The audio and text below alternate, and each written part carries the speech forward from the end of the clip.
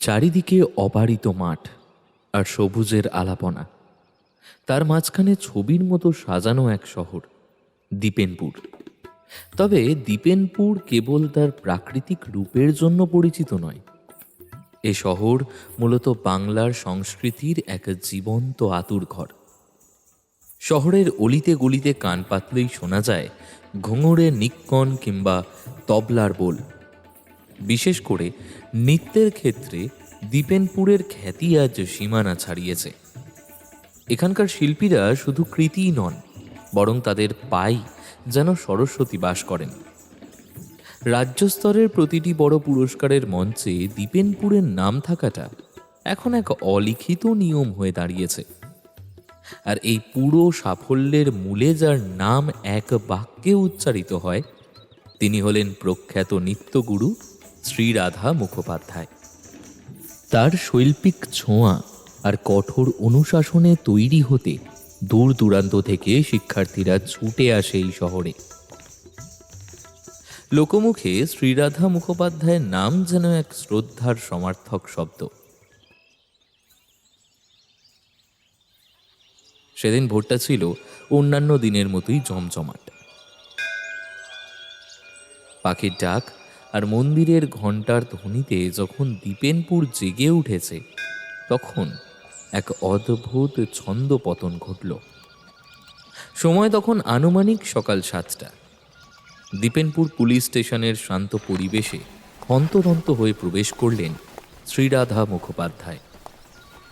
50 এই মহীয়সী নারীর পরনে একটি বাসন্তী হলুদ রঙের শাড়ি, যা সচরাচর তার আভিজাত্যের প্রতীক। কিন্তু আজ তার চোখে মুখে সেই চিরচেনা প্রশান্তিটা নেই, বরং তার জায়গায় দানা বেঁধেছে তীব্র আতঙ্ক আর হাহাকার। ঝরঝর করে কেঁদে ফেললেন তিনি। যে মানুষটির পায়ের ছন্দে শহর মুগ্ধ হয়, আজ সেই মানুষটিকেই থরথর করে কাঁপতে দেখে কর্তব্যরত পুলিশ অফিসাররাও থমকে গেলেন।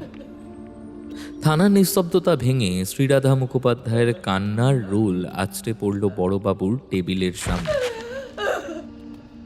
নিজেকে কোনো মতে সামলে নিয়ে তিনি আর্তনাদ করে উঠলেন, অফিসার, অফিসার, প্লিজ আমার কথা শুনুন।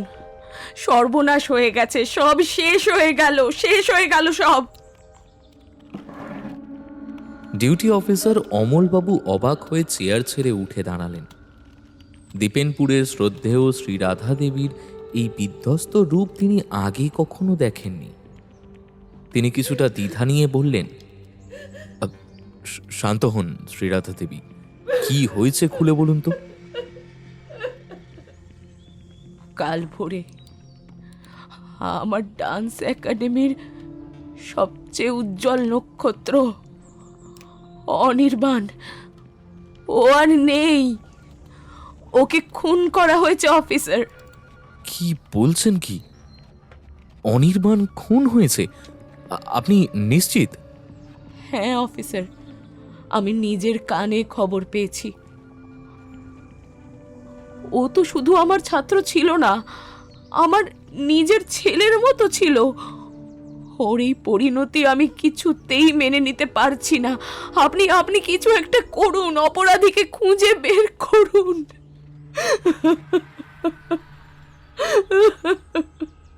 ঘটনাটা ঠিক কোথায় ঘটেছে? আমার একাডেমির ঠিক পাশের লজেই তো আমার কিছু ছাত্রছাত্রী থাকতো। ওখান থেকেই একজন ছুটে এসে খবর দিল যে অনির্বাণ আর বেঁচে নেই। ঘটনার গুরুত্ব বুঝে অফিসার আর এক মুহূর্ত সময় নষ্ট করলেন না। কোমরের বেলটা শক্ত করে বেঁধে নিয়ে চিৎকার করে উঠলেন, কনস্টেবল, গাড়ি বের করো, এক্ষুনি লজে যেতে হবে। কয়েক মিনিটের মধ্যেই পুলিশের সাইরেন বাজিয়ে জিপটা ছুটে চলল সেই লজের দিকে। দীপেনপুরের শান্ত সকালে তখন এক অশুভ নিস্তব্ধতা ছড়িয়ে পড়েছে। পুলিশের জিপটা যখন লজের সামনে এসে থামল, তখন চারপাশ উৎসুক মানুষের ভিড়ে থমথমে হয়ে আছে। অফিসার অমলবাবু তার সহকর্মীদের নিয়ে দ্রুত লজে সেই নির্দিষ্ট ঘরটিতে প্রবেশ করলেন, কিন্তু ভেতরে পা রাখতেই এক অদ্ভুত দৃশ্য দেখে তাদের সবার কপালে চিন্তার ভাঁজ পড়ল। ঘরের মেঝেতে পড়ে আছে অনির্বাণের নিথর দেহ। একজন উঠতি প্রতিভাবান নৃত্যশিল্পীর এমন করুণ পরিণতি দেখে উপস্থিত সবার বুক কেঁপে উঠল। কিন্তু রহস্যটা দানা বাঁধল অন্য জায়গায়। তদন্ত শুরু করতেই অফিসার লক্ষ্য করলেন অনির্বাণের শরীরের বাইরে থেকে দেখা যায় এমন কোনো আঘাতের চিহ্ন নেই, কোনো ধস্তাধস্তি বা ধারালো অস্ত্রের দাগ, কিচ্ছু না। এমনকি বিষক্রিয়ায় প্রাথমিক কোনো লক্ষণও খালি চোখে ধরা পড়ছে না। অথচ তার প্রাণহীন চোখ দুটো যেন এক না বলা আতঙ্কের সাক্ষ্য দিচ্ছে। অমলবাবু নিচু হয়ে দেহটি পর্যবেক্ষণ করে তার সহকর্মীদের দিকে তাকিয়ে বললেন, অদ্ভুত তো, বাইরে থেকে দেখলে মনে হবে ছেলেটা যেন ঘুমের ঘোরে তলিয়ে গেছে, অথচ এটা স্বাভাবিক মৃত্যু নয়, কোনো একটা গভীর রহস্য এর আড়ালে লুকিয়েই আছে। বিড়বিড় করে বললেন তিনি। পুরো ঘর থেকে ফিঙ্গারপ্রিন্ট সংগ্রহ করা হলো। এরপর গভীর উদ্বেগের মধ্যে অনির্বাণের দেহটি ময়না তদন্তের জন্য পাঠানো হলো, কারণ এখন একমাত্র ডাক্তারের ছুরি কাঁচি বলতে পারবে সেই রাত্রে অনির্বাণের সাথে ঠিক কি হয়েছিল। অনির্বাণের দেহটি পুলিশ ভ্যানে করে মর্গে পাঠিয়ে দেওয়ার পরপরই থানার পরিবেশ আরও থমথমে হয়ে উঠল। অফিসার অমলবাবু তার ডায়েরিতে কতগুলো নাম টুকে নিলেন এবং জরুরি তলব পাঠালেন। কিছুক্ষণের মধ্যেই পুলিশ স্টেশনে এসে হাজির হলেন একাডেমির সাথে যুক্ত 4 জন প্রধান ব্যক্তি। মৈত্রেয়ী বসু, যিনি একাডেমির অন্যতম প্রধান নৃত্যশিল্পী, যার চোখে মুখে শোকের চেয়েও যেন এক অজানা আতঙ্ক বেশি খেলা করছিল। অনির্বাণের সমসাময়িক প্রতিযোগী, যার শান্ত চাহনির আড়ালে কি লুকিয়ে আছে তা বোঝা দায়। আয়ুষ, অনির্বাণের ঘনিষ্ঠ বন্ধু ও সহশিল্পী, যে থানার বেঞ্চে বসে অনবরত হাত কচলাচ্ছিল। একাডেমির ম্যানেজার, যার কাঁধেই ছিল যাবতীয় অনুষ্ঠান এবং লজের বন্দোবস্তের দায়িত্ব। অফিসার তার কেবিনে ঢুকে গম্ভীর গলায় বললেন, দেখুন, অনির্বাণের শরীরে কোনো আঘাতের চিহ্ন নেই, অথচ সে আজ মৃত। এটা সাধারণ কোনো দুর্ঘটনা হতে পারে না। আপনাদের 4 জনকেই শেষবার অনির্বাণের সাথে দেখা গিয়েছিল, তাই সত্যিটা জানার জন্য আপনাদের আলাদা আলাদাভাবে জিজ্ঞেস করা হবে, কেমন? অফিসার অমলবাবু চেয়ারে হেলান দিয়ে বসে রুদ্রর চোখের দিকে স্থির দৃষ্টিতে তাকিয়ে রইলেন। রুদ্র দীর্ঘদেহী, সুঠাম গড়ন, একজন নৃত্যশিল্পীর সমস্ত গুণ তার মধ্যে স্পষ্ট, তবে তার চোখে আজ এক অদ্ভুত শীতলতা। অমলবাবু টেবিলের ওপর রাখা একটা পেন নিয়ে খেলা করতে করতে বললেন, হ্যাঁ রুদ্রবাবু, দ্বীপেনপুরের মানুষের মুখে শুনি আগামী মাসে রাজ্য স্তরের যে বড় অনুষ্ঠানটা আছে সেখানে অনির্বাণই ছিল প্রধান আকর্ষণ। সেরা পুরুষ নৃত্যশিল্পীর শিরোপাটা ওর জন্যই প্রায় ধরাবাঁধাই ছিল। এখন অনির্বাণ নেই, পথটা কি আপনার জন্য একদম পরিষ্কার হয়ে গেল না? রুদ্র চোয়াল শক্ত হয়ে উঠল। টেবিলের ওপর রাখা হাত দুটো মুহূর্তের জন্য মুষ্টিবদ্ধ হয়ে আবার শিথিল হয়ে গেল। সে খুব ধীর কিন্তু গম্ভীর গলায় উত্তর দিল, অফিসার, প্রতিযোগিতা মানেই কি আপনার কাছে অপরাধ? হ্যাঁ, আমি শিল্পী, খুনি নই। আমি অনির্বাণকে হারাতে চেয়েছিলাম ওর মুদ্রার চেয়েও নিখুঁত মুদ্রা দিয়ে, ওর নাচের চেয়েও সাবলীল ছন্দ দিয়ে। ওকে চিরকালের মতো মুখ বন্ধ করে দিয়ে জয়ী হওয়ার মতো নিচু মানসিকতা আমার নেই। হ্যাঁ, খুব ভালো কথা, কিন্তু কাল রাতে তো লজের বারান্দায় আপনাদের দুজনের গলা শোনা গিয়েছিল। রাত তখন প্রায় 1টা। ঝগড়াটা ঠিক কি নিয়ে হয়েছিল রুদ্রবাবু? ওটা একটা বিতর্ক ছিল স্যার, ঝগড়া নয়।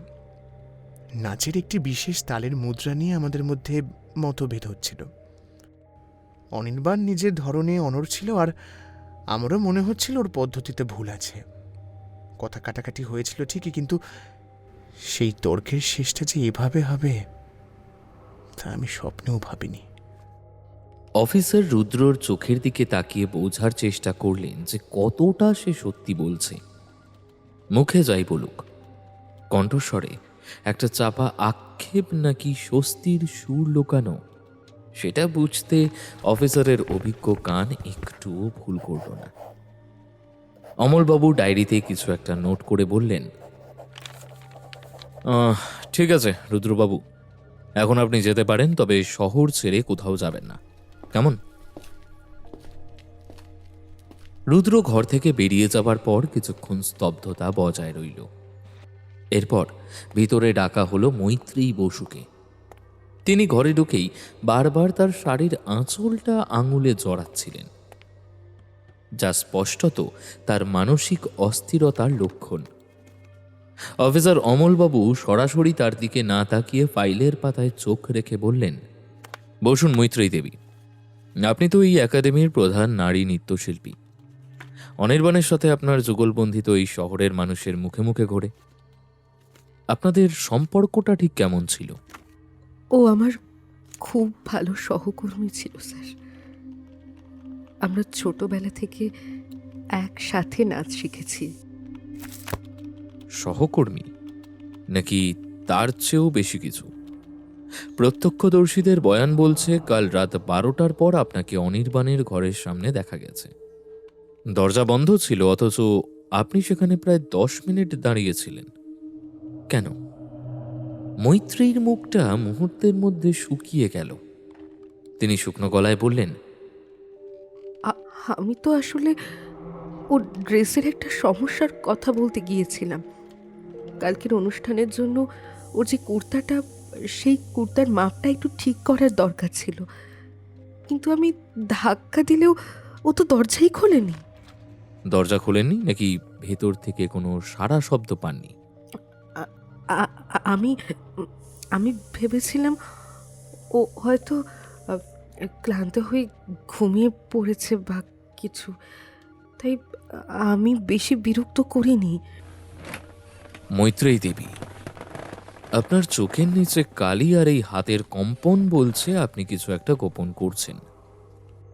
আপনি কি নিশ্চিত যে আপনি শুধু দরজার বাইরেই দাঁড়িয়েছিলেন, নাকি দরজাটা খোলাই ছিল?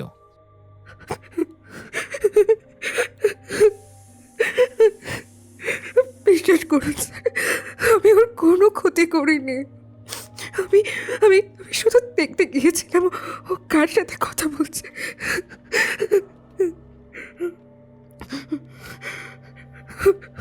ভিতর থেকে আমি কোনো একজনের ফিসফিসানি শুনতে পাচ্ছিলাম।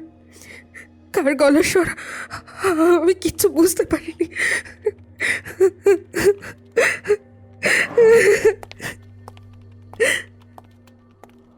মৈত্রেয়ীর বেরিয়ে যাওয়ার পর আয়ুষ যখন ঘরে ঢুকল, তখন তার পুরো শরীর কাঁপছে।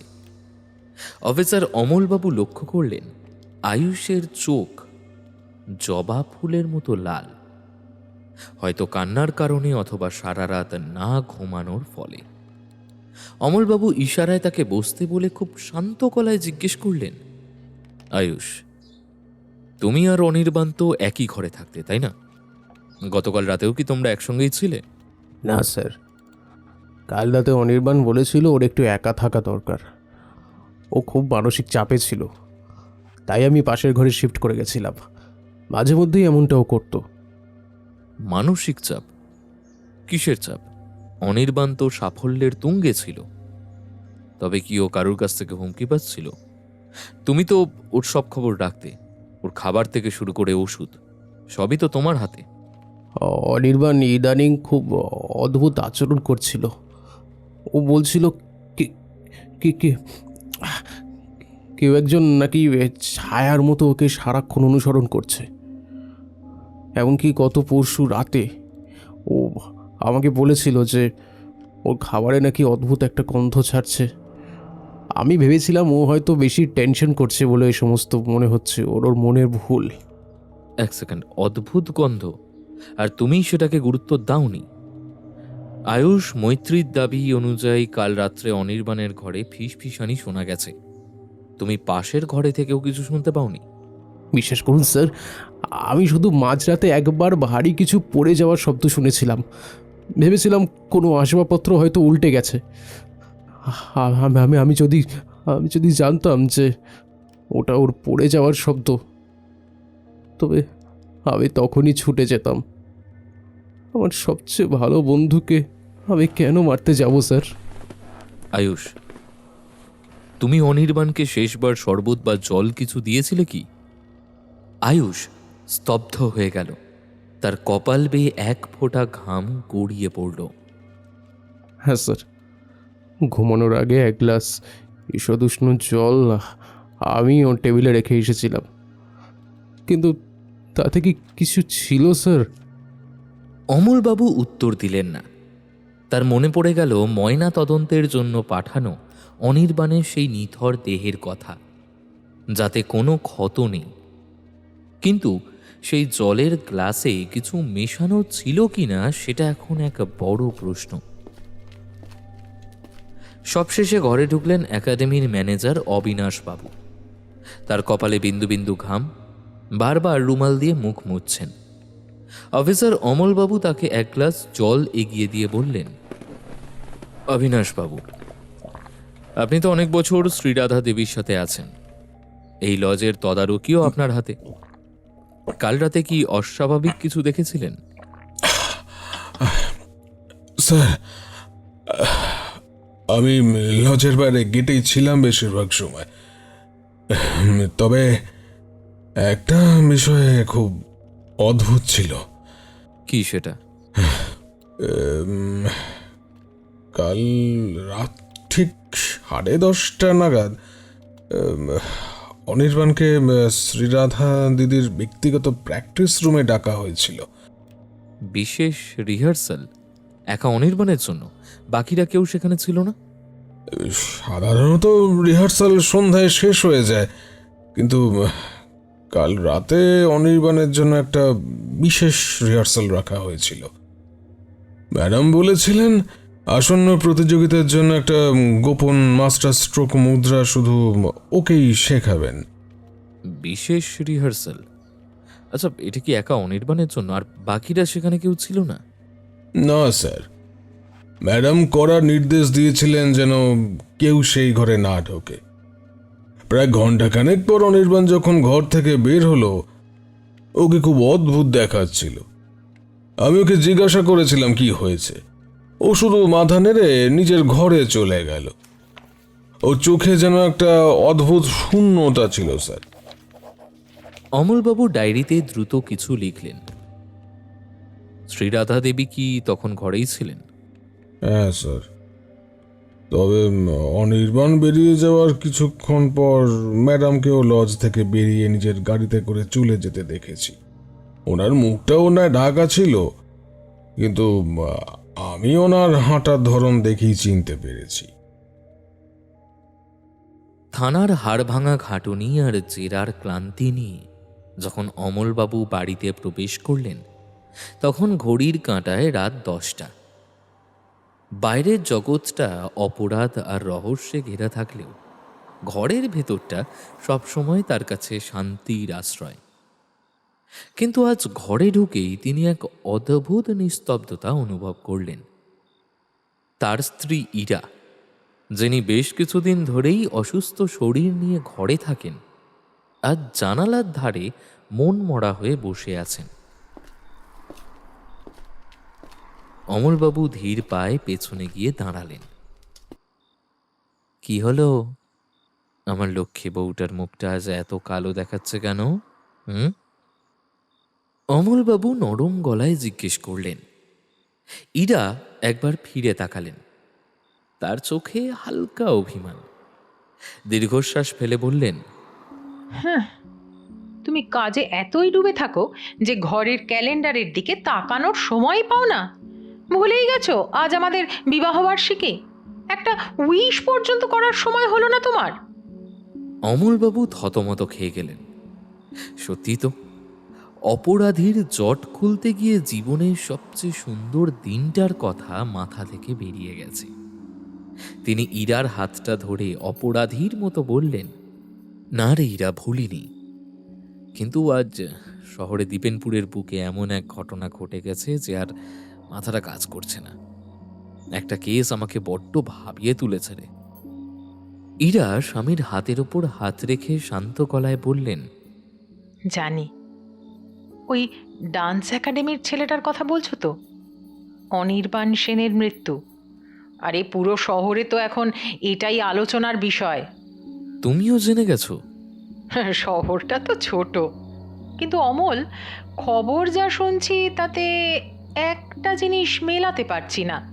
যে ছেলেটা রাজ্য জয় করে ফিরল, যার শরীরে কোনো আঘাত নেই, সে হঠাৎ এভাবে চলে গেল কেন? আসল রহস্যটা মনে হয় শরীরের বাইরে নয়, অন্য কোথাও লুকিয়ে আছে। তুমি কি কোনো ক্লু পেলে? এখনো ধোঁয়াশা কাটেনি ইরা। শ্রীরাধা দেবী থেকে শুরু করে ছাত্ররা, সবার কথার মধ্যে কোথাও একটা ফাঁক আছে। ময়না তদন্তের রিপোর্টটা না আসা পর্যন্ত কিচ্ছু বোঝা যাচ্ছে না। শহর দীপেনপুরের পুলিশি মহলে রুবিনা দত্ত এক অত্যন্ত পরিচিত নাম। তুখর মেধা আর নিখুঁত বিশ্লেষণের জন্য ফরেন্সিক বিশেষজ্ঞ হিসাবে তার বিশেষ খ্যাতি রয়েছে। জটিল থেকে জটিলতর রহস্যের সমাধান তার ল্যাবরেটরি টেস্ট টিউবে লুকিয়ে থাকে। পরদিন সকালে অমলবাবু যখন পরবর্তী পদক্ষেপ নিয়ে ভাবছেন, ঠিক তখনই ফোনের ওপার থেকে ভেসে এলো রুবিনা দত্তের গম্ভীর কণ্ঠস্বর। অমলবাবু, অনির্বাণের পোস্টমর্টম রিপোর্ট তৈরি। রিপোর্টটা কিন্তু আপনার ধারণার চেয়েও বেশি চমকপ্রদ। আপনি একটা কাজ করুন, আপনি বরঞ্চ দ্রুত ফরেন্সিক ডিপার্টমেন্টে চলে আসুন। অমলবাবু আর দেরি না করে তখনই ছুটে গেলেন ফরেন্সিক ল্যাবে। রুবিনা দত্ত মাইক্রোস্কোপ নিয়ে মুখ সরিয়ে রিপোর্টের ফাইলটা অমলবাবুর দিকে এগিয়ে দিলেন। তার মুখে এক অদ্ভুত চিন্তার ছাপ। কি পেলেন রুবিনা? অমলবাবুর কণ্ঠে চাপা উত্তেজনা।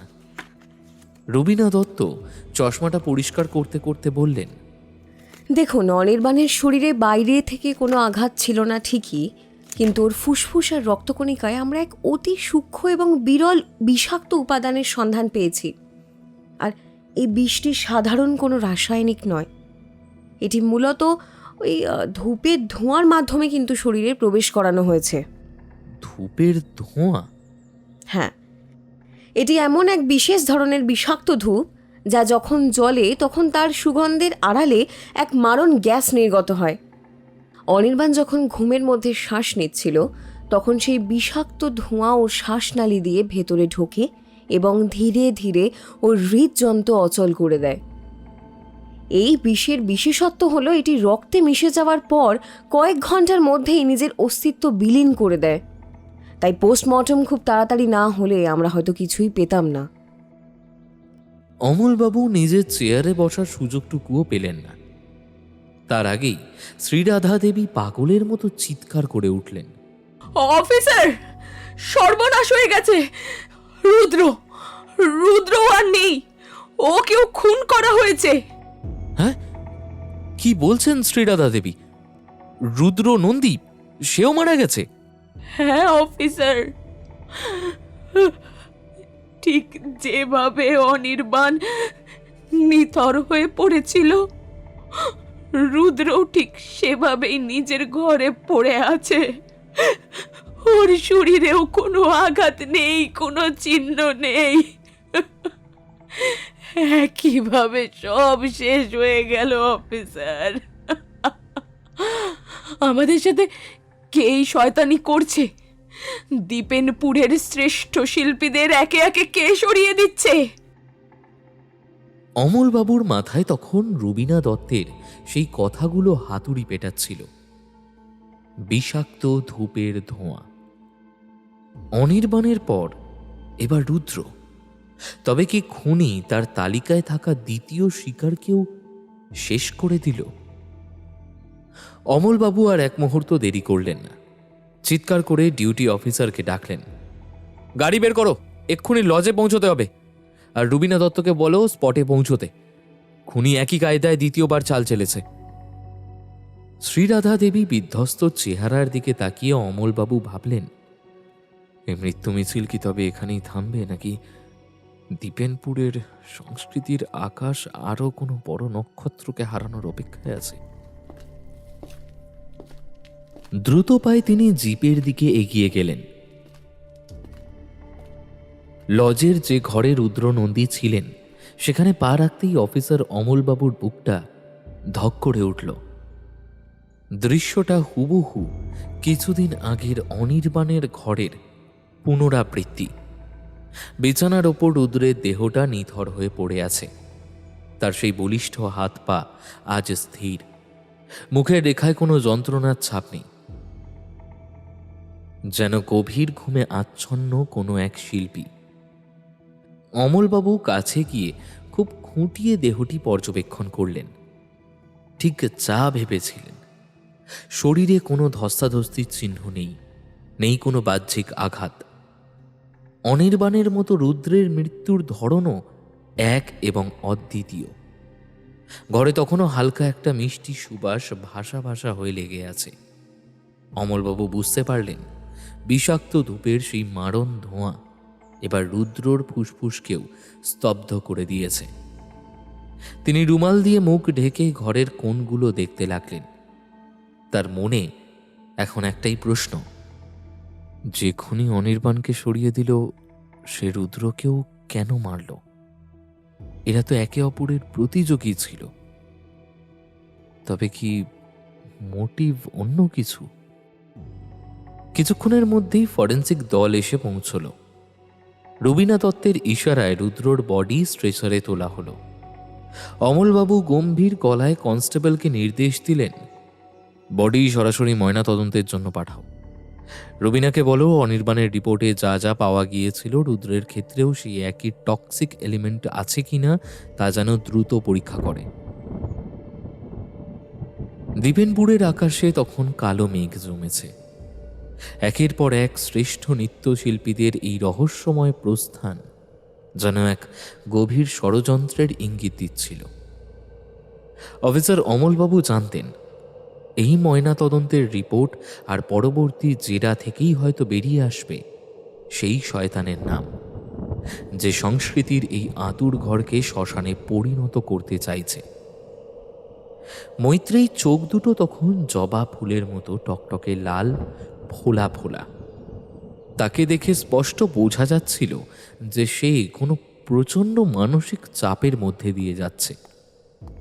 অমলবাবুকে দেখা মাত্রই সে এগিয়ে এলো। তার ঠোঁট দুটো কাঁপছে, যেন কোনো গোপন সত্য বলার জন্য ছটফট করছে সে। খুব নিচু স্বরে সে বলল, অফিসার, কাল রাতে আমি রুদ্রর ঘরের পাশ দিয়ে যাওয়ার সময় ওকে কারোর সাথে খুব চিৎকার করে ঝগড়া করতে শুনেছি, কিন্তু ওপাশে কী কথা বলছিল বা কী ব্যাপার আমি বুঝতে পারিনি। অনির্বাণ যাওয়ার পর রুদ্র খুব অস্থির হয়ে পড়েছিল। আমার মনে হয় ওই খুনের পেছনে কোনো একটা গভীর আক্রোশ লুকিয়ে আছে। অমলবাবু আর দেরি না করে রুদ্রর মোবাইল ফোনটি বাজেয়াপ্ত করলেন। কল লিস্ট চেক করতেই দেখা গেল রাত তখন 12:15, অর্থাৎ মৃত্যুর ঠিক কয়েক ঘন্টা আগে একটি নাম্বারে দীর্ঘক্ষণ কথা হয়েছে। কন্ট্যাক্ট লিস্টে নাম লেখা আছে দিদি। অমলবাবু নাম্বারটিতে ফোন করলেন। ওপার থেকে এক মাঝবয়সী মহিলার কান্নার গলা ভেসে এলো। দীর্ঘ কথোপকথনের পর এক করুণ পারিবারিক ইতিহাস বেরিয়ে এলো। রুদ্র আর তার দিদি খুব ছোটবেলায় বাবা মাকে হারান। রুদ্রর শাস্ত্রীয় নৃত্যের প্রতি ছিল অগাধ ভালোবাসা আর প্রতিভা, কিন্তু তার দিদি কখনোই চাননি রুদ্র এই পেশায় আসুক। তার ভয় ছিল এই সংস্কৃতির রঙিন দুনিয়া হয়তো তার ভাইকে তার কাছ থেকে কেড়ে নেবে। রুদ্রর জেদ আর দিদির অমত, এই নিয়ে দীর্ঘদিনের একটা তিক্ততা ছিল তাদের মধ্যে। কাল রাতেও সেই একই বিষয় নিয়ে রুদ্রর সাথে তার দিদির প্রচণ্ড কথা কাটাকাটি হয়। ভাইকে হারিয়ে আজ সেই দিদিও শোকে ভেঙে পড়েছেন। ঠিক এই সময় একাডেমি থেকে বেরোনোর মুখে ম্যানেজার বাবু অমল বাবুর কানে ফিসফিস করে একটি তথ্য দিলেন। স্যার, কাল রাতে যখন রুদ্র সেই স্পেশাল রিহার্সাল ক্লাসে যাচ্ছিল তখন ওকে দেখে একদমই স্বাভাবিক মনে হচ্ছিল না, খুব বিষণ্ণ ছিল। অনির্বাণের কথা ভেবে নাকি অন্য কোনো ভয়, সেটা বুঝতে পারিনি স্যার। অমলবাবু থমকে দাঁড়ালেন। অনির্বাণও মারা যাওয়ার আগে সেই স্পেশাল ক্লাসে গিয়েছিল, আর রুদ্র। তবে কি শ্রীরাধা মুখোপাধ্যায়ের সেই গোপন ক্লাসরুমেই লুকিয়ে আছে মৃত্যুর পরোয়ানা? এটাই ভাবতে লাগলেন তিনি। অফিসার অমলবাবু যখন নিজের চেম্বারে বসে শ্রীরাধা দেবীর কথাগুলো নিয়ে ভাবছিলেন, ঠিক তখনই ফোনটা বেজে উঠল। স্ক্রিনে ফরেন্সিক বিশেষজ্ঞ রুবিনা দত্তের নাম। ফোনটা কানে তুলতেই রুবিনার গম্ভীর আর বিচলিত কণ্ঠস্বর শোনা গেল। অমলবাবু, রুদ্রর ময়না তদন্তের প্রাথমিক রিপোর্ট মাত্র শেষ করলাম। ফলাফল যা এসেছে তা এক কথায় শিউরে ওঠার মতো। কি পেলেন? ঠিক যা সন্দেহ করেছিলাম। অনির্বাণ আর রুদ্রর মৃত্যুর মধ্যে এক চুলো পার্থক্য নেই। দুজনেরই রক্তে সেই একই দুর্লভ এবং মারাত্মক বিষাক্ত উপাদানের অবশিষ্টাংশ পাওয়া গেছে। সেই একই পদ্ধতি, বাতাসের মাধ্যমে ধূপের ধোঁয়ায় মিশিয়ে বিষটি ফুসফুসে পৌঁছে দেওয়া হয়েছে। রুদ্রর হৃৎপিণ্ডটিও একইভাবে কাজ করা বন্ধ করে দিয়েছে। শুনুন অমলবাবু, এটা কোনো বিচ্ছিন্ন ঘটনা নয়। এটি একজন অত্যন্ত ঠান্ডা মাথার পেশাদার খুনির কাজ। যে বা যারা এই কাজ করছে তারা জানে ঠিক কতটুকু ধোঁয়া দিলে কোনো চিহ্ন না রেখে একজনকে ঘুমের মধ্যে মেরে ফেলা যায়। খুনি কিন্তু পাল্টায়নি, তার লক্ষ্য আর পদ্ধতি দুটোই কিন্তু একদম একই রয়ে গেছে। অমলবাবু ফোনটা নামিয়ে রেখে জানলার দিকে তাকালেন। রুবিনার এই ফোন কলটি একটি বিষয় পরিষ্কার করে দিল। দীপেনপুরের এই খুনি কোনো বিশেষ ব্যক্তি বা গোষ্ঠীকে নিশানা করছে এবং সে অত্যন্ত নিখুঁতভাবে তার পরিকল্পনা বাস্তবায়ন করছে। অনির্বাণ আর রুদ্রের পর এবার কার পালা? এই মৃত্যু মিছিল কি তবে সেই স্পেশাল রিহার্সাল রুম থেকেই শুরু হচ্ছে? তদন্তের খাতিরে অফিসার অমলবাবু একাডেমির সমস্ত নথিপত্র এবং ব্যাংক স্টেটমেন্ট খতিয়ে দেখার নির্দেশ দিয়েছিলেন। ফরেন্সিক রিপোর্টের পাশাপাশি যখন অডিট রিপোর্টটি তার টেবিলে এলো, তখন এক চাঞ্চল্যকর তথ্য সামনে এলো। দেখা গেল গত 2 বছর ধরে একাডেমির ফান্ড থেকে বিপুল পরিমাণ টাকা কৌশলে সরানো হয়েছে। অমলবাবু আবার ম্যানেজার অবিনাশবাবুকে তলব করলেন। এবার আর কোনো নরম সুর নয়, সরাসরি টেবিলের ওপর অডিট ফাইলটি আঁচড়ে ফেলে বললেন, অবিনাশবাবু, অনির্বাণ আর রুদ্রের মৃত্যুর শোকে আপনি বেশ ভেঙে পড়েছিলেন, কিন্তু এই যে কয়েক লক্ষ টাকার গড়মিল দেখা যাচ্ছে, এর ব্যাখ্যাটা কি? এই টাকাগুলো কোথায় গেছে? স্যার, ওগুলো আসলে অনুষ্ঠানের আয়োজনে খরচ হয়েছে স্যার। মিথ্যে বলবেন না। আমরা জানতে পেরেছি অনির্বাণ এই আর্থিক দুর্নীতির কথা টের পেয়েছিল। সে কি আপনাকে এই নিয়ে ভয় দেখিয়েছিল? আর রুদ্রর সেই বিমর্ষ থাকার কারণও কি এই একই নয়? হ্যাঁ? তদন্তে বেরিয়ে এলো একাডেমি আর শ্রীরাধা দেবীর সরলতার সুযোগ নিয়ে ম্যানেজার দিনের পর দিন তহবিল তছরূপ করেছেন। অনির্বাণ সম্প্রতি সেই হিসাবের খাতা দেখে ফেলায় ম্যানেজার বিপাকে পড়েছিলেন।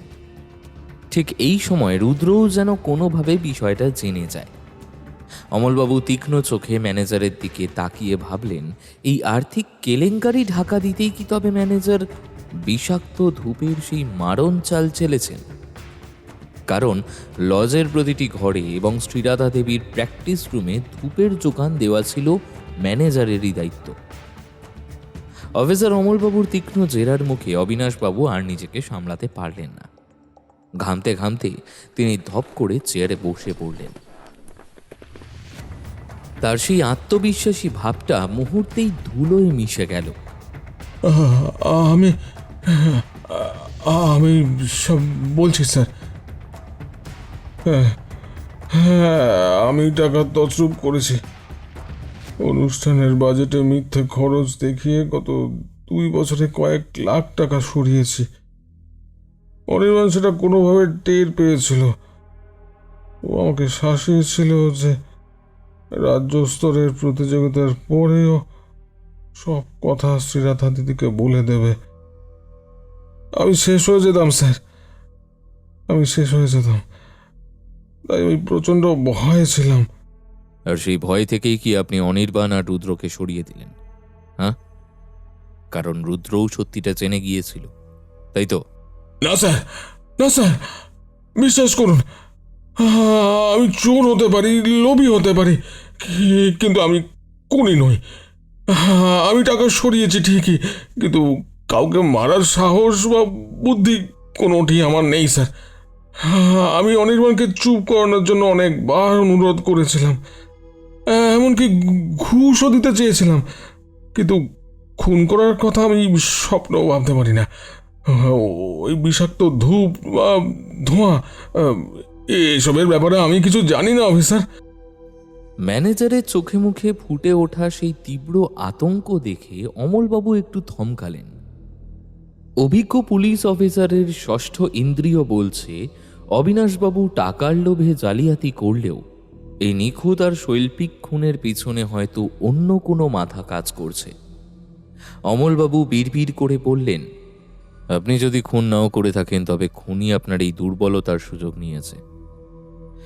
আপনি টাকা সরাচ্ছিলেন বলে চাবি আর ধূপের যোগান আপনার কাছেই ছিল। ভেবে দেখুন, আপনার অজান্তে কে সেই বিষাক্ত ধূপ বদলে দিয়েছিল। অবিনাশবাবু কাঁপতে কাঁপতে ভাবনায় ডুবে গেলেন। তদন্তের সুতোটা এবার জালিয়াতির গণ্ডি পেরিয়ে এক ভয়ঙ্কর গভীর চক্রান্তের দিকে মোড় নিল। ম্যানেজার অবিনাশবাবুকে কড়া সতর্কবার্তা দিয়ে অমলবাবু বিদায় করলেন। ঠিক আছে, আপাতত আপনাকে আমি ছাড়ছি, কিন্তু শহর ছাড়ার চেষ্টা করলে কিন্তু ফল ভালো হবে না। আপনার ওপর নজরদারি থাকবে। বাড়ি ফিরে অমলবাবুর মনটা আরো ভারাক্রান্ত হয়ে উঠল। জালিয়াতির গল্পটা পরিষ্কার হলেও খুনের রহস্যটা যেন ক্রমশ অবাস্তব হয়ে উঠছে। ঠিক সেই সময় বাড়িতে উপস্থিত ছিলেন অমলবাবুর ছোট বোন ইন্দিরা। ইন্দিরা পেশায় একজন নামকরা মনোরোগ বিশেষজ্ঞ। মানুষের অবচেতন মনের অন্ধকার গলিগুলো চেনা তার দীর্ঘদিনের কাজ। রাতের খাবার টেবিলে অমলবাবু ইন্দিরাকে পুরো কেসটা খুলে বললেন। সেই নিখুঁত, ছদ্মময়, নৃত্যশিল্পী, কোনো চিহ্ন ছাড়া মৃত্যু এবং বিষাক্ত ধূপের মারণ ধোঁয়া, সব শুনে ইন্দিরা কিছুক্ষণ স্তব্ধ হয়ে রইল। তারপর খুব শান্ত গলায় বিশ্লেষণ শুরু করল। দাদা, এই খুনটা কিন্তু স্রেফ টাকার জন্য হয়েছে বলে আমার মনে হয় না। টাকার জন্য কেউ খুন করলে সে অনেক সহজ পথ বেছে নিত, কিন্তু এখানে খুনি যেভাবে ধূপের ধোঁয়া ব্যবহার করেছে তার মধ্যে একটা অদ্ভুত শৈল্পিক এবং আধ্যাত্মিক সংযোগ আছে। এটা কোনো সিরিয়াল কিলারের কাজ হতে পারে, যার লক্ষ্য শুধু মানুষ মারা নয়, বরং শ্রেষ্ঠত্বকে ধ্বংস করা। একজন মনোরোগ বিশেষজ্ঞ হিসেবে আমি বলতে পারি, খুনি হয়তো এমন কেউ যে নিজে কোনোদিন ওই উচ্চতায় পৌঁছাতে পারেনি। একটা তীব্র হীনমন্যতা বা ইনফিরিয়রিটি কমপ্লেক্স থেকে সেই দীপেনপুরের উজ্জ্বল নক্ষত্রদের নিভিয়ে দিচ্ছে। সে চায় শ্রীরাধা দেবীর এই ঘরানা যেন ধ্বংস হয়ে যায়। খুনি হয়তো এমন কেউ যে খুব কাছ থেকে তাদের চেনে, কিন্তু মনে মনে তাদের ঘৃণা করে। তার কাছে এই ধূপের ধোঁয়া হলো এক ধরনের শুদ্ধিকরণ। সে যেন এই প্রতিভাদের পৃথিবী থেকে চিরতরে মুক্তি দিচ্ছে। ইন্দিরার কথাগুলো শুনে অমলবাবুর মেরুদণ্ড দিয়ে এক শীতল স্রোত বয়ে গেল। তার মনে পড়ে গেল মৈত্রী, আয়ুষ কিংবা সেই রহস্যময় দিদির কথা। অমলবাবু ভাবলেন, তবে কি খুনি কোনো সাধারণ অপরাধী নয়, বরং একজন বিকারগ্রস্ত শিল্পী, যার তলায় তলায় জ্বলছে এক ভয়ঙ্কর আক্রোশ।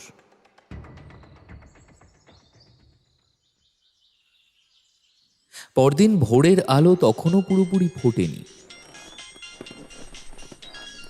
অমলবাবুর ফোনের কর্কশ শব্দে ঘুমটা ভেঙে গেল।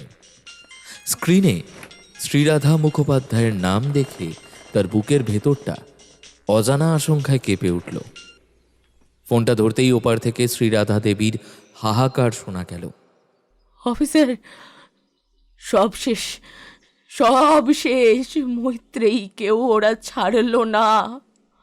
আজ সকালে আমি ওর ঘরে গিয়ে দেখি ও আর সাড়া দিচ্ছে না। অনির্বাণ আর রুদ্রর মতোই।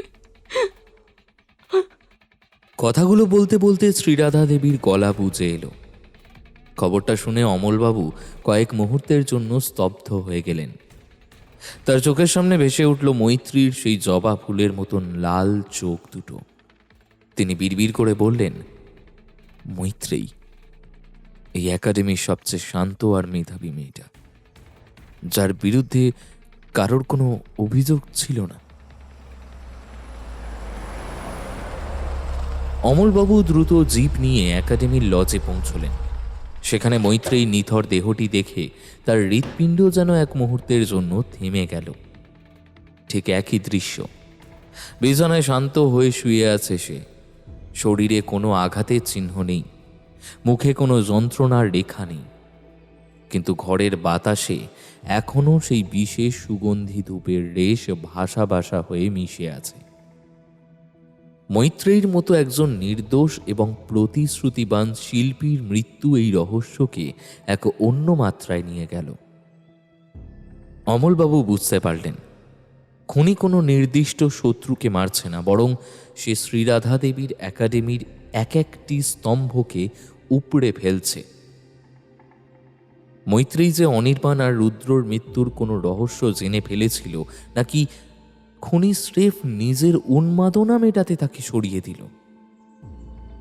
অমলবাবুর মনে পড়ে গেল তার বোন ইন্দিরার কথা।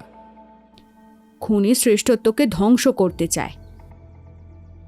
মৈত্রেয়ীর মৃত্যু সেই আশঙ্কাই সত্যি করে দিল।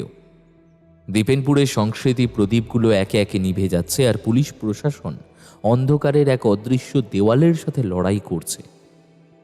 মৈত্রেয়ী দেহটা যখন স্ট্রেচারে করে নিয়ে যাওয়া হচ্ছিল, তখন করিডোরের কোণে দাঁড়িয়ে থাকা ম্যানেজার অবিনাশ বাবুকে জেরা করতেই এক চাঞ্চল্যকর তথ্য বেরিয়ে আসে।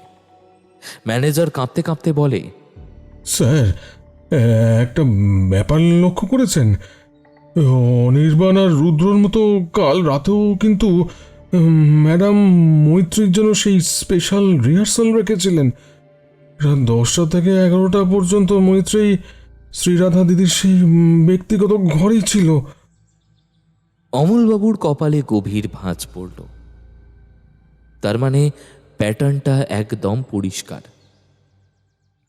যেই ওই বিশেষ ক্লাসে যাচ্ছে, সেই রাতেই সে মৃত্যুর কোলে ঢলে পড়ছে। ঠিক সেই সময় লজের গেটের মুখে অমলবাবুর সাথে দেখা হয়ে গেল আয়ুষের। আয়ুষকে চেনাই যাচ্ছে না। তার সেই চনমনে ভাবটা উধাও, চোখে মুখে এক গভীর আতঙ্ক। অমলবাবুকে দেখে সে প্রায় আর্তনাদ করে উঠল।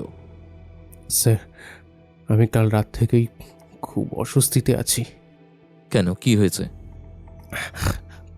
কাল রাতে 11টা নাগাদ মৈত্রেয়ী যখন ওই স্পেশাল ক্লাস শেষ করে নিজের ঘরে ফিরছিল, করিডোরে ওর সাথে আমার দেখা হয়।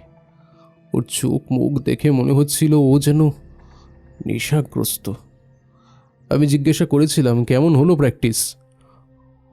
ও শুধু দেওয়ালটা ধরে একবার দাঁড়ালো, তারপর খুব নিচু স্বরে বলল, আয়ুষ, আমার শরীরটা বড্ড খারাপ লাগছে রে, দম দিতে পারছি না, খুব কষ্ট হচ্ছে। ম্যাডামের ঘরের ওই ধূপের গন্ধটা বড্ড কড়া ছিল। আমি ভেবেছিলাম ধকল গেছে বলে হয়তো ক্লান্তি লাগছে, তাই ওকে জল খেতে বলে আমি নিজের ঘরে চলে যাই। কিন্তু আমি যদি একবার জানতাম যে ওটাই ওর শেষ কথা, তাহলে অমলবাবু কিছু একটা চিন্তা করলেন। দম নিতে কষ্ট আর কড়া ধূপের গন্ধ, দুটো শব্দবন্ধ একত্রে জুড়ে যেতেই একটা ভয়াবহ ছবি তার সামনে ভেসে উঠল। অমলবাবু নিজের মনেই বলে উঠলেন, তার মানে ওই স্পেশাল রিহার্সাল রুমটাই হলো আসল মৃত্যুপুরী, সেখানেই ওই মারণ ধূপ জ্বালানো হচ্ছে। অফিসার অমলবাবু মনে মনে একটি নকশা তৈরি করে নিলেন। তিনি জানতেন, খুনি যদি শ্রী রাধা দেবী হন তবে তিনি পরবর্তী শিকার হিসেবে আয়ুষকে বেছে নেবেন, কারণ সেই ছিল মৈত্রীর শেষ কথার একমাত্র সাক্ষী। অমলবাবু থানায় ফিরে না গিয়ে চুপি চুপি আয়ুষকে একান্তে ডেকে পাঠালেন।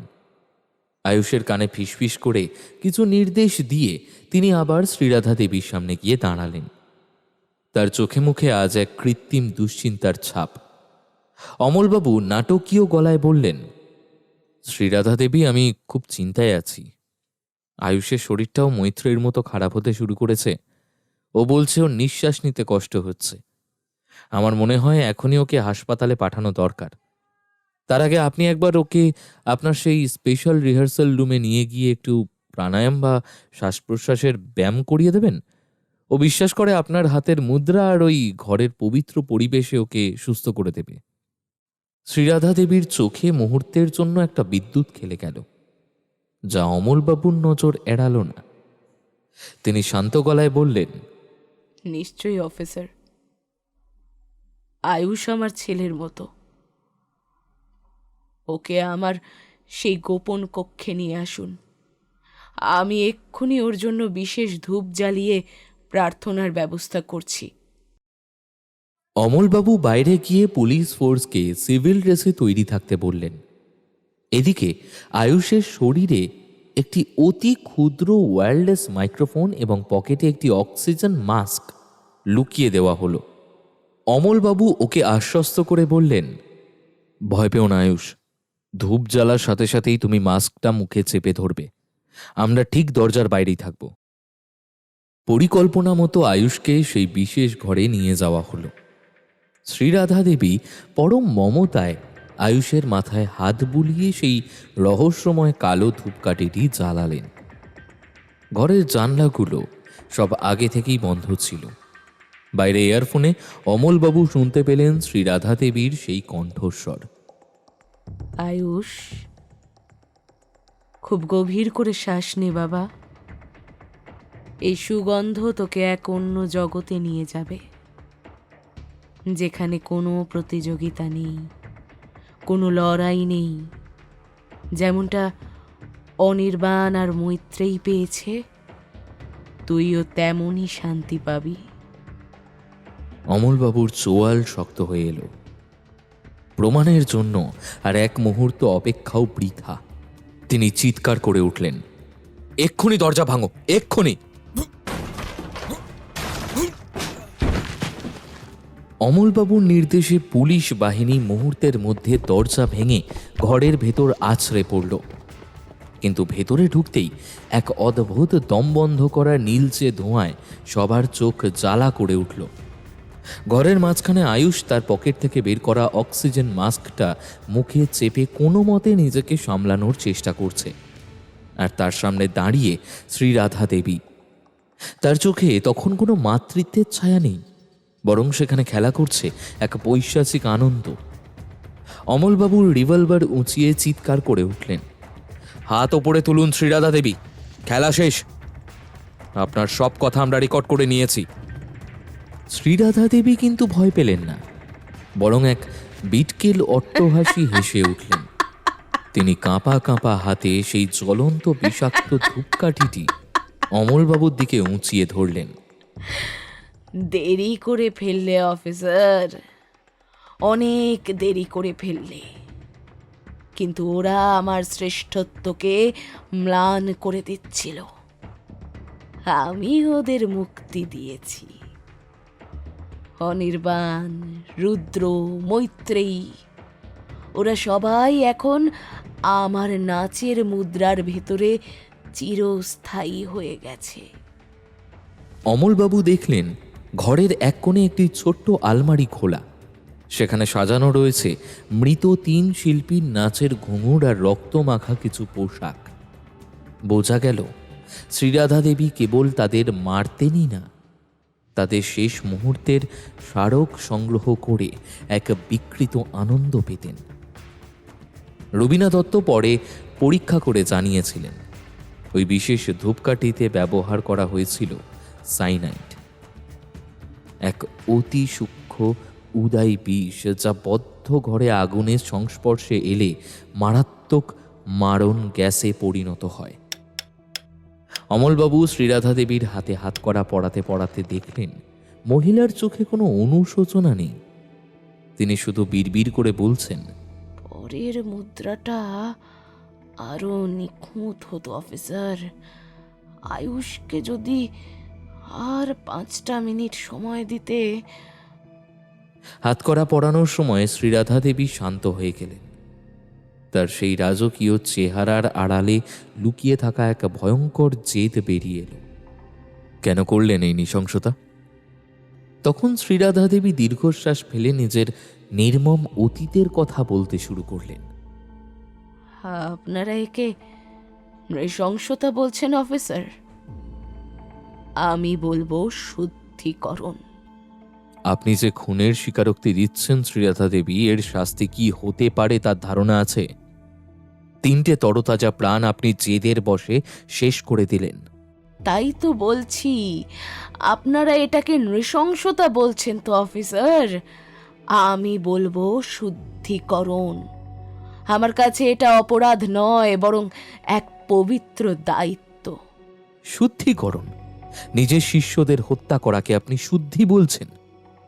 আমার বাবা ছিলেন শাস্ত্রীয় নৃত্যের একনিষ্ঠ সাধক।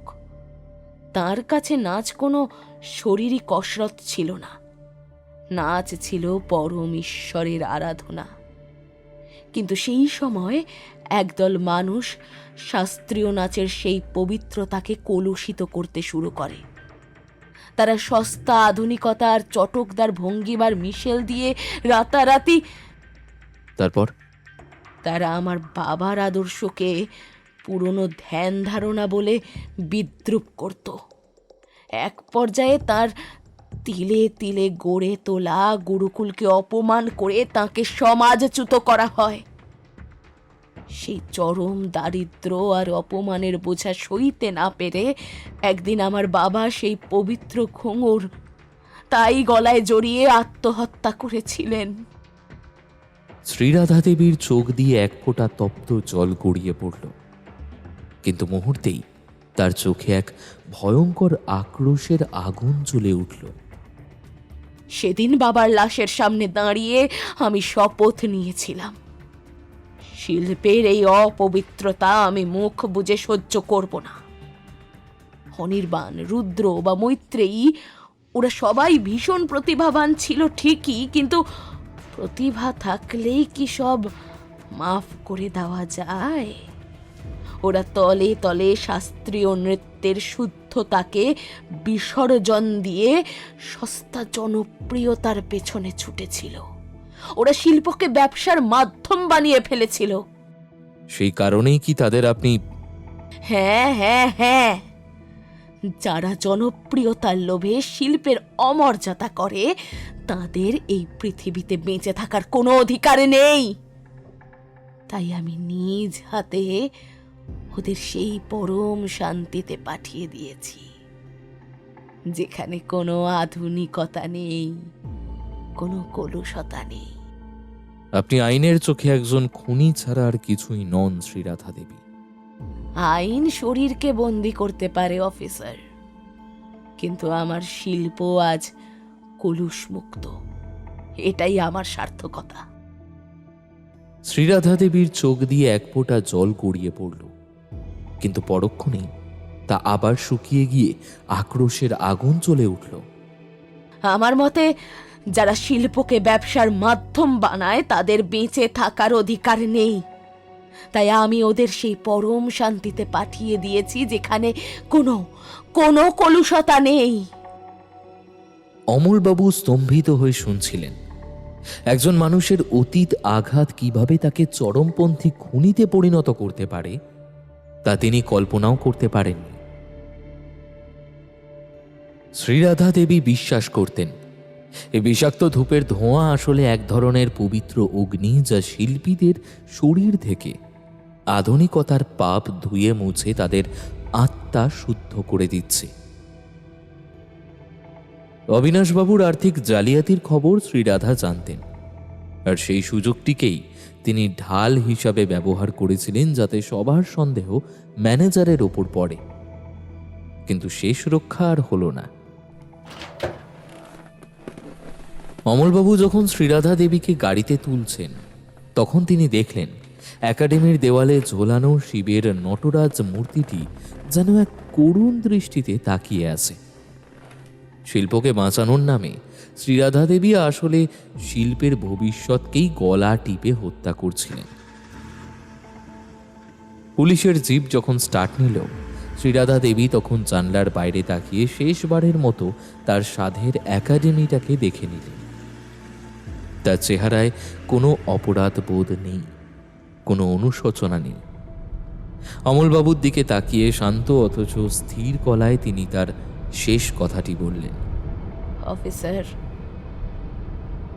আমাকে আপনারা খুনি হিসেবে লিখবেন জানি, কিন্তু ঈশ্বর জানেন আমি খুনি নই।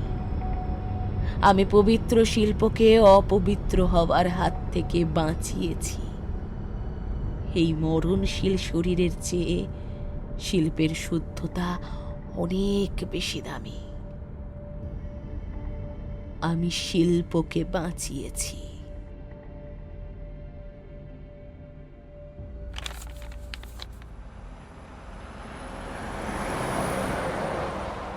ধুলো উড়িয়ে জিপটি চলে গেল। পেছনে পড়ে রইল এক নিস্তব্ধ অট্টালিকা, যা একসময় ঘুঙুরের শব্দে মুখরিত থাকত। আজ 15ই মার্চ শ্রীরাধা দেবীর কেস ডায়েরিটা ক্লোজ করলাম। আদালতের রায় ওর যাবজ্জীবন কারাদণ্ড হয়েছে, কিন্তু আজ রাতেও কেন জানি না ডায়েরিটা নিয়ে বসতে ইচ্ছে হলো। তদন্ত শেষ হয়েছে ঠিকই, কিন্তু কিছু প্রশ্ন মনের ভেতর কাঁটার মতো বিঁধে আছে। শ্রীরাধা দেবী যাকে শিল্পের শুদ্ধতা বলছেন, তার জন্য কি সত্যি প্রাণের কোনো মূল্য নেই? অনির্বাণ, রুদ্র, মৈত্রেয়ী, ওরা তো কেবল সময়ের সাথে তাল মেলাতে চেয়েছিল। সৃজনশীলতা কি তবে এতটাই নিষ্ঠুর হতে পারে যে তা স্রষ্টাকেই ধ্বংস করে দেয়? রবিনা আজ ফোন করেছিল। সে বিষাক্ত ধূপের অবশিষ্টাংশ ল্যাবরেটরিতে পরীক্ষার পর একটা অদ্ভুত কথা বলল। ধূপের ধোঁয়ায় এমন এক রাসায়নিক ছিল যা মানুষকে মৃত্যুর ঠিক আগে এক চরম সুখের অনুভূতি দেয়। অর্থাৎ মরার আগে ওরা কেউই যন্ত্রণা পায়নি, বরং স্বর্গীয় আচ্ছন্নতায় ডুবে গিয়েছিল। হ্যাঁ, খুনিকে ধরেছে ঠিকই, কিন্তু একজন শিক্ষক যখন নিজের শ্রেষ্ঠত্ব আর আদর্শকে রক্ষা করতে গিয়ে অন্ধ হয়ে যান, তখন সেই অন্ধকারের কোনো প্রতিকার আমাদের আইনে নেই। শ্রীরাধা দেবী হয়তো জেলের 4 দেওয়ালে বন্দী থাকবেন, কিন্তু তার সেই শেষ বাক্যটা, আমি শিল্পকে বাঁচিয়েছি, মাঝে মধ্যে মধ্যরাতে কানে প্রতিধ্বনিত হয়। প্রতিভা আর উন্মাদের মধ্যে যে সূক্ষ্ম দেওয়াল থাকে, শ্রীরাধা দেবী সেই দেওয়ালটা কবেই পার হয়ে গিয়েছিলেন। আজ থেকে দীপেনপুরের ডান্স একাডেমিতে আর কোনো নতুন মুদ্রা শেখানো হবে না, আর কোনো ধূপ চলবে না। শহরটা আজ বড্ড শান্ত, কিন্তু এই শান্তির গভীরে রয়ে গেল এক অপূরণীয় হাহাকার।